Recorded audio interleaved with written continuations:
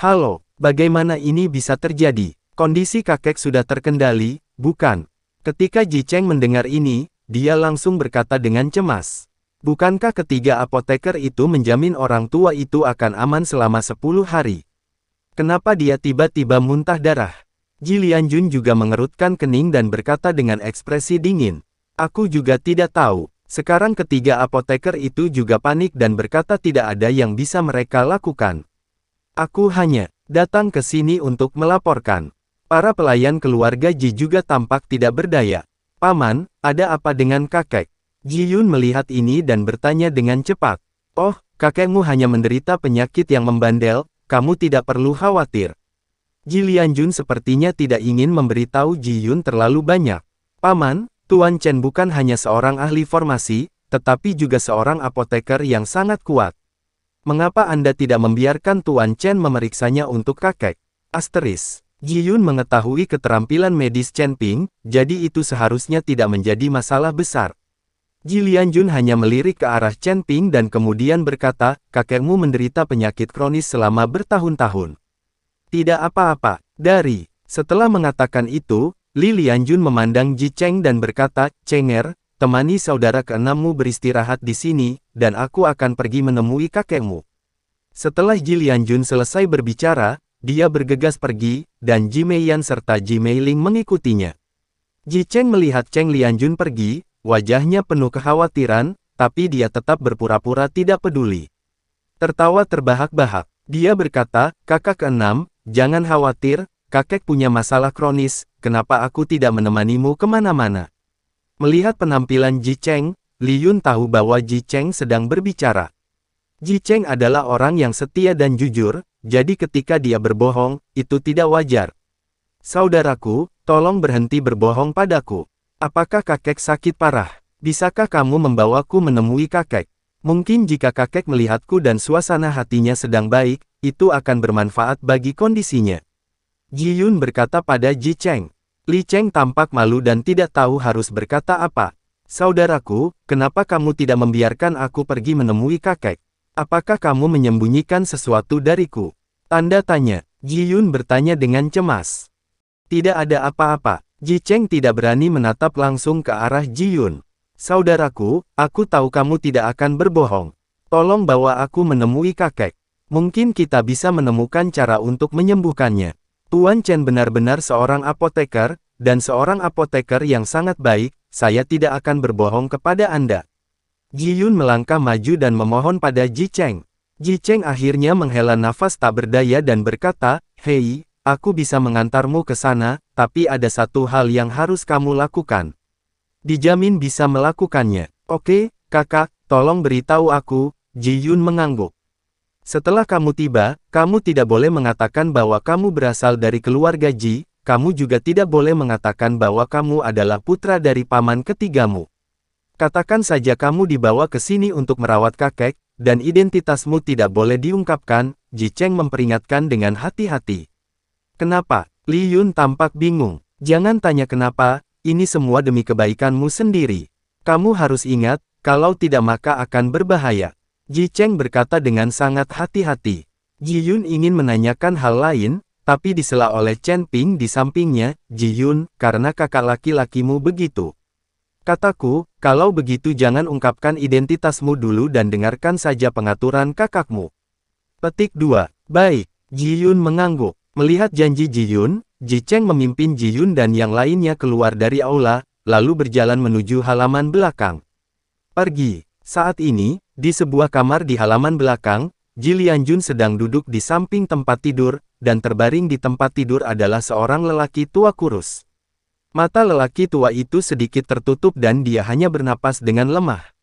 Di samping tempat tidur, Ji Lianying memandang ayahnya dengan ekspresi acuh tak acuh. Di belakang Ji Lianying ada seorang pria dan wanita, putranya Ji Yue dan putrinya Ji Meizhen. Saat itu Ji Meizhen mengenakan pakaian mewah, dan dia sesekali melihat wajahnya di cermin. Bahkan tidak melihat kakek terbaring di tempat tidur. Di sisi lain tempat tidur, 3 orang berkostum apoteker berdiri dengan ekspresi canggung.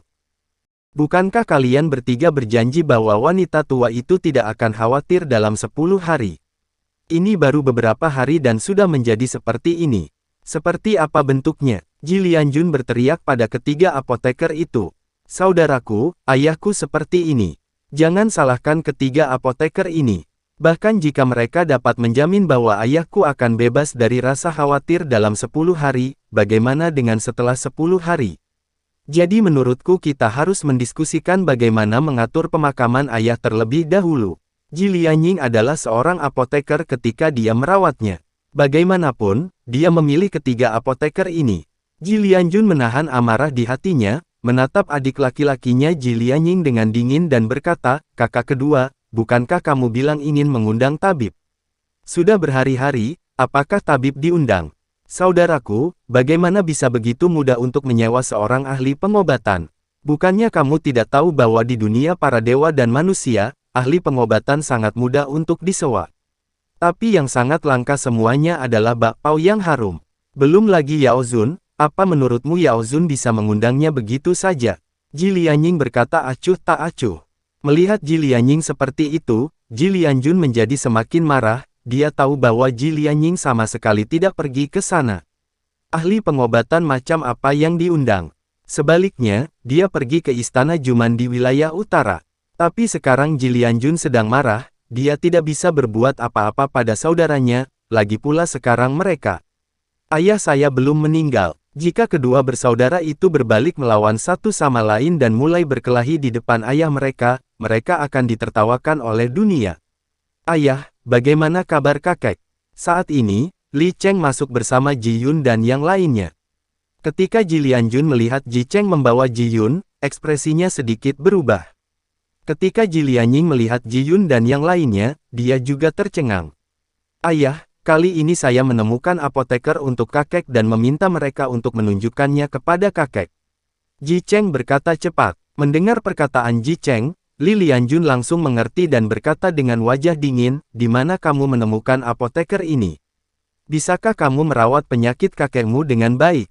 "Jangan khawatir, apoteker ini semuanya berasal dari benua lain dan sangat berkuasa," kata Ji Cheng cepat. Setelah selesai berbicara, Ji Cheng memandang Ji Yun dan Chen Ping dan berkata, "Tolong beri diagnosis pada kakek saya." "Perlakukan itu." Chen Ping mengangguk dan berjalan ke depan. Ji Yun mengikuti di belakang Chen Ping sambil memandangi si kurus. Ji Yun merasa sangat sedih untuk kakek yang tidak terlalu pintar, tapi dia tidak bisa menunjukkannya. Ji Lianjun berdiri dan menyerahkan posisinya kepada Chen Ping, tetapi tepat ketika Chen Ping hendak merawat lelaki tua itu, Ji Lianying mendengus dingin dan berkata, "Ji Cheng, menurutmu apakah kakekmu meninggal terlalu lambat? Kamu mengundang begitu banyak cowok yang bahkan belum menumbuhkan rambutnya, beraninya kamu menyebut mereka apoteker. Saya telah bertemu dengan ketiga orang ini. Mereka semua berasal dari wilayah utara, dan diam-diam mereka menanyakan tentang keluarga Ji kami. Dalam hal ini, saya kira dia hanya ingin datang ke sini untuk menipu uang."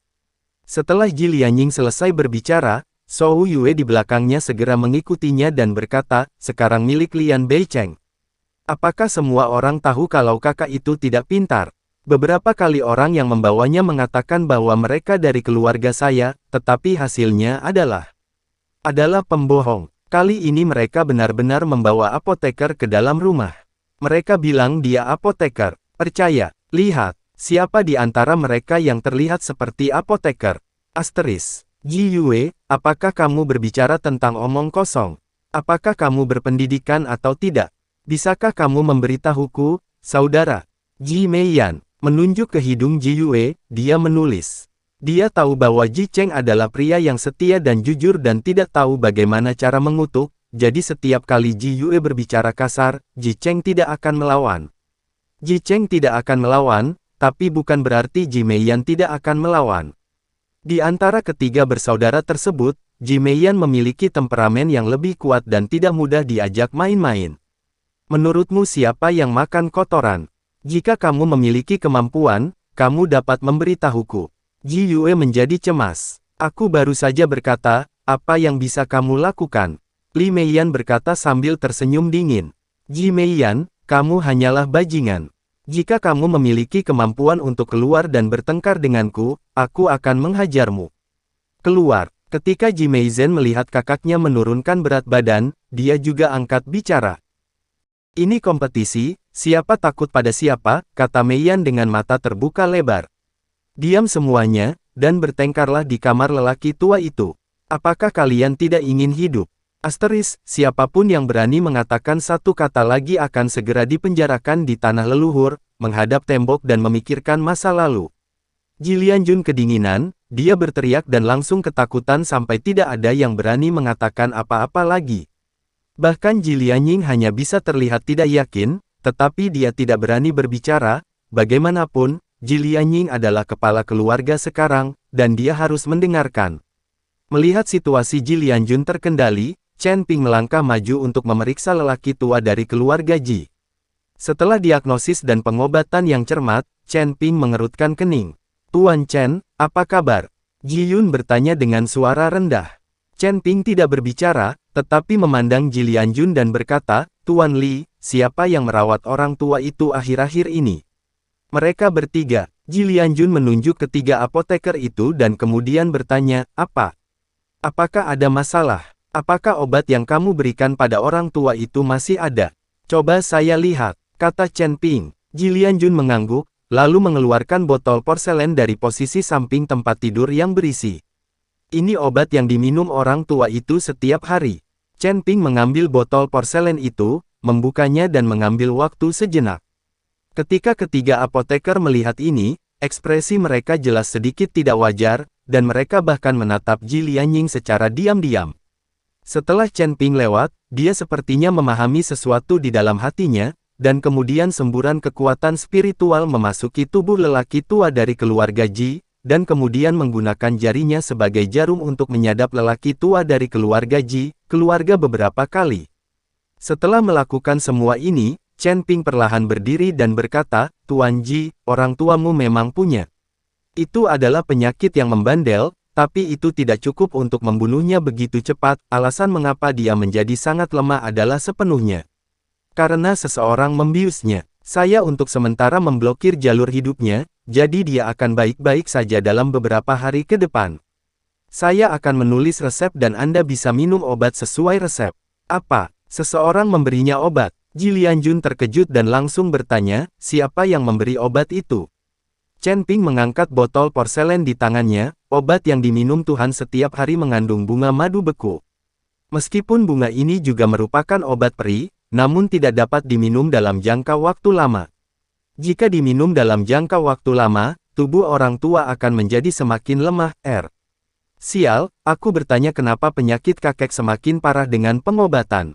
Ternyata itu alasannya. Setelah Ji Cheng mendengar ini, dia langsung mengutuk.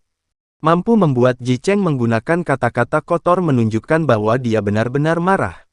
Setelah mendengar ini, Ji Lianjun mengerutkan kening dan memandang ketiga apoteker itu dengan dingin.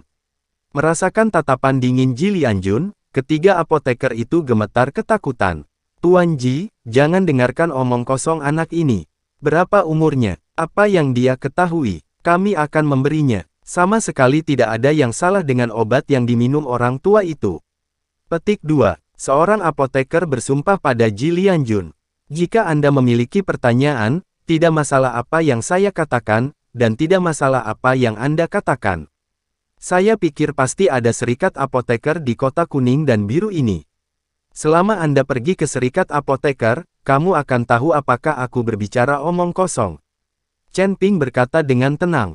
Ketika Ji Lianjun mendengar ini, dia langsung berkata kepada Ru Ji Cheng, "Cenger, pergi dan tanyakan segera." Tetapi ketika Ji Cheng hendak pergi, apoteker segera berkata, "Kami merawat orang tua itu, dan ramuan yang kami saring juga untuk kebaikan orang tua itu, tetapi kami tidak tahu bahwa bunga madu es ini tidak dapat digunakan, diambil dalam waktu yang lama." Mendengarkan penjelasan apoteker, Li Lianjun hampir kehilangan kesabaran. "Tidak tahu." Chen Ping mengangkat sudut mulutnya, "Ini masuk akal. Bahkan apoteker baru pun mengetahuinya. Kalian bertiga sudah cukup tua. Don kalian bertiga tidak tahu." Kata-kata Chen Ping membuat ketiga apoteker itu terdiam.